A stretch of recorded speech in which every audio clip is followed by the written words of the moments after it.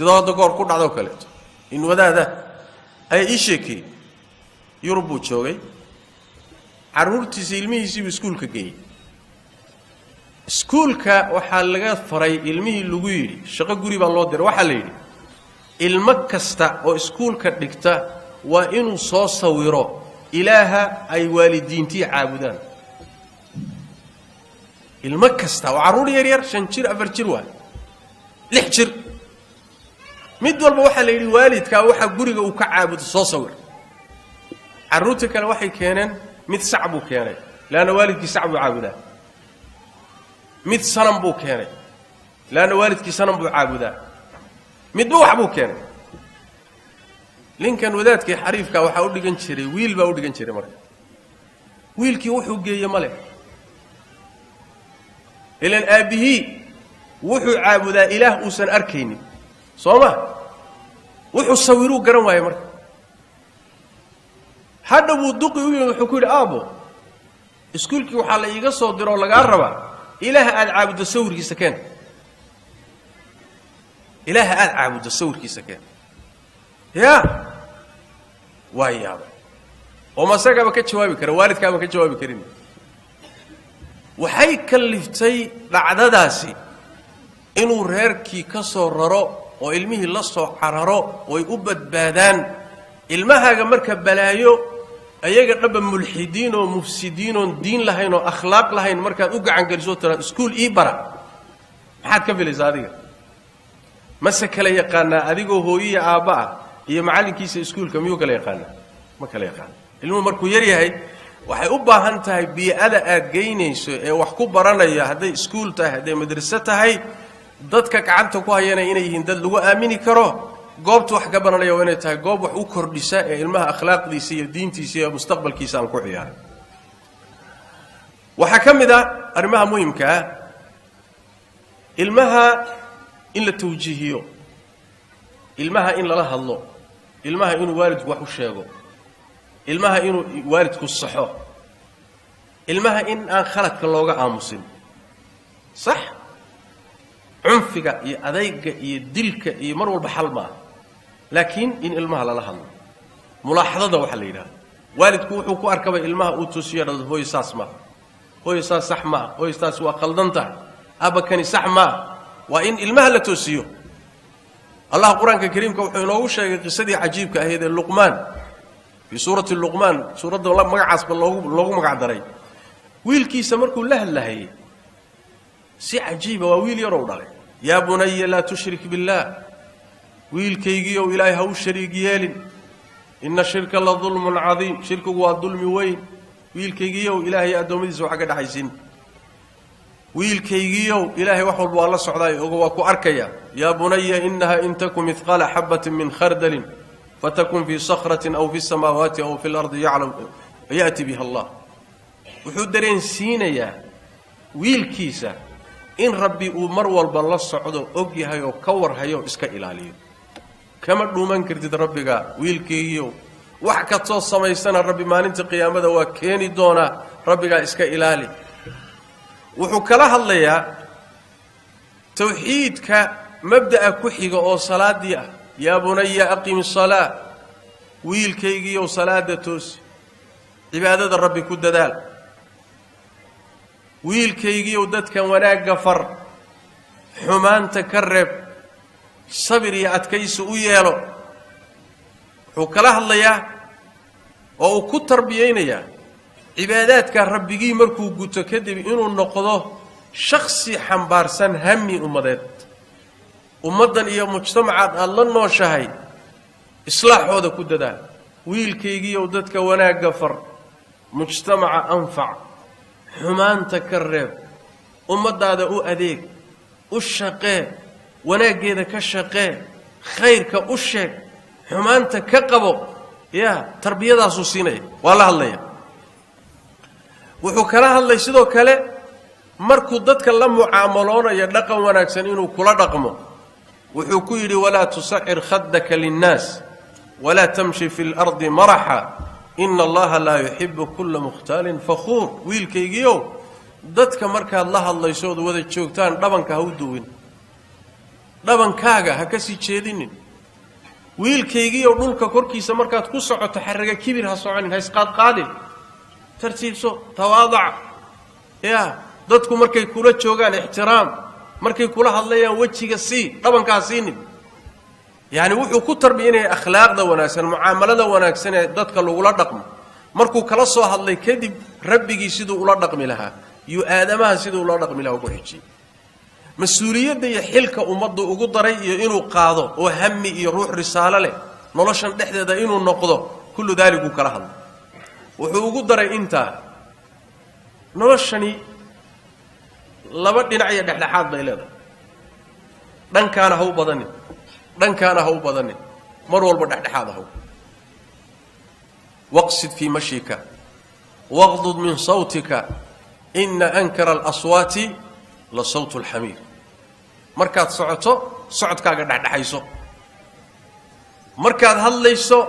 codkaaga kor ha u qaadin hadallada midka loogu necbiyo loogu inkiraad badan yahay waa dameerka qayladiisa waay qaylada dameerka ha qaylin tartiib hadalkaaga dhexdhexayso socodkaagana dhexdhexayso waa waalid marka caruurtiisa waarinaya caruurtiisu la hadlaya inaan marka ilmaheena tawjiihino caruurta la hadallo wax u sheegno marxalada hore ee ay wax fahmayaan ee muxuu ahay wax qaadanayaan tarbiyadu xilligaas ay ku fiicantay waxa kale oo muhiim ah in aan u kaashano caruurteena tarbiyadooda inaan Allah u kaashano tabaaraka wa taala rabbigana inaan la kaashano ilaahi ba tabaaraka wa taala caruurta ama aadamaha oo dhan qalbigoodu ilaahi gacantiisu ku jira yuqallibu kayfa yasha ilaahi ba sidoo doono u rogroga ilaahi ba midka islaaxayna hagaajiyay midka fasaadayna isaga qoray oo qadaray isaga siiyo wixii wanaaga isaga wax diida wax walba gacantiisu ku jira saas daraadeed waxaad u baahantahay dad waalid tahay inaad ilmaha ilaahi loo hoos gasho inaad ilaahi u barido inaad u ducayso sida ilaahi quraanka kariimka inoogu sheegay muuminiinta cibaadu raxmaan markuu ilaahi sifaadkooda inoo sheegay والذين يقولون ربنا هب لنا من أزواجنا وذرياتنا قرة أعين إله واحد نوجه بيسا حق حاسس كنجي عرورت الندى القبوسي وحن كل راح يسمى وحل إذا عرورت القبوسي وحي توارد كفر حا مركو أركو أيجو توصن وأخلاق وناكسن وألا عبودية والرب جودية كأنه والطريق توصن هيا والدكم مركزو فرحا وكو القبوس ده وحقي سي جودنا يا حق الرب جودنا أي جودنا يا taasi marka ducaa nabigeenuna wuxuu sheegay salawaatu rabbi wa salaamu alayhi ducooyinka ilaahay aqbalo ee aan la soo celin waxa kamida ducaa ul waalidi li waladihi ducada uu waalidku u duceeyo ilmihiisa marka sujuudada xilliyada cibaadada habeenka dhaxdiisa ilaahay u bari hooya tahay ilaahay ducadaada waa aqbalay ilmaha habaarin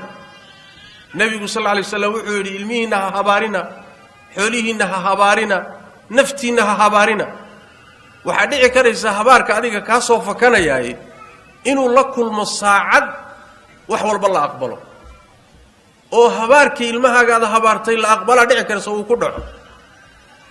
oo ilmahaaga adigu intaad kharibtay aad tiraada bari war ii quraan saara waxa la quraan saara adaa habaarey sidaas daraadeed ilmaha inaan la habaarin bal loo duceeyo xataa hadii marka qaarkood qalloocdaan oo ay ka yara fasaadaan ducada kaasho ilaahi u bari tabaaraka wa taala ilaahi ba islaaxiya taana waa layna baraya ilmaha markaynu walaalayaal saa u tarbiyeyno mawjad adag baa ina haysata hadaynu nahay muslimiinta keeni weynaa iyo keeni yaraaba waxa target ah oo caalamka kufriga iyo inta raacsan bal loo soo jeedsaday in akhlaaqdeeni iyo diinteeni iyo aqeedadeeni iyo dhaqankeeni xididada loo siibo waxa loo isticmaalayaa arinta iyada in la xaqiijiyo wasaa'il xoog badan oo naga awood badan xaalad noocaas oo kale markaan ku jirna waxay u baahan tahay waalidku iyo dadka inta wax garanaysaba dadaal siyaada in la bixiyo oo muxuu ahay ilmihii lagu bixiyo oo ubadkii lagu bixiyo oo ilmihii sidii loo xifdin lahaa loo ilaalin lahaa yani waxay lagu dadaalo caruurta inaadan sabab ugu noqonin in aad geyso mujtamacaad iyo bi'ooyin keeni karaya inay ku fasaadaan mujtamaci hadduu yahay mujtamac khariban iskuulkiina khariban yahay dariskiina khariban yahay miidiyihiina khariban yahay adigii iyo odaygiina aad intaad is arkaysaan ba yar tahay ilmahaasi hadduu halaabo wax lagula yaabo male hadday gabar tahay hadday wiil tahay sababtu maxay tahay boqolkiiba 95 wax fasaadinayo ku dhex jira shanta yartay soo hadhayna waxa ma qaban karto marka ilmihii inaad risq ku raadsato oo adiga biil ku qaadato oo gaalada magtooda kaga urursato oo iyaga aakhiradood iyo diintoodiina aad badda ku shubto saxma hawshaasi waa hawl isaga daba imaan doono ilaahayna tabaaraka wa tacaala waalidiinta nooca sameeyay aday adduunka ku badbaadaan aakhiro su'aal adag baa u taal walaalayaal caruurteena markaynu tarbiyayno hagaajisano maxaynu dheefsanaynaa faa'iidooyin badan baynu guranaynaa koo waxaynu helaynaa caruurtu adduunka baari bay inoo noqonay intaad wada nooshihiin hooyanimay ku ictiraafayaan way baari bay ku noqonayaan amarkaagay qaadanayaan way ka dambaynayaan ayagii xoolahoodaba adaa iska leh adigoo oo cad ah oo sariirta yaalayna kaaga dhaqaaqayn waa kugu dul dhimanaya ayagii xoolahoodiiba laana wax way tarbiyo wanaagsan baa tarbiyaysa ilaahay baad ku xidhay allihii aad ku xidhay baa adigana ku cabiidiyay allihii aad ku xidhay ayaa ku cabiidiyay awlaadda waxay baraysaa diinta markaad barto waxay baraysaa xuquuqda waalidkay baraysaa waxay gaarsiinaysaa heer ay ku tiraahdo gabadhii iyo wiilkii ay ku tiraahdo janno hadaad rabto waalidka soo mar waalidka cagtiisa hoosteeda ka raadso jannada hadaad waalidka raali geliso ilaahay baad raali gelisay hadaad waalidka caaq ku noqoto naar baad gelaysaa ilaahay baad ka cadhaysiisay ilma qaabka lagugu tarbiyeeyay oo sida lagugu leyliyay ilma noocaas ku soo baxay وبالتالي انت aad nooshahay noloshaada baarinimo inay ku ilaaliyaan qalbigaaga ilaaliyaan amarkaaga ilaaliyaan caafimaadkaaga ilaaliyaan adiga iyo kugu dul wareegayaan siday doonay ha ahayd ilaahu magacu doonay mulahaado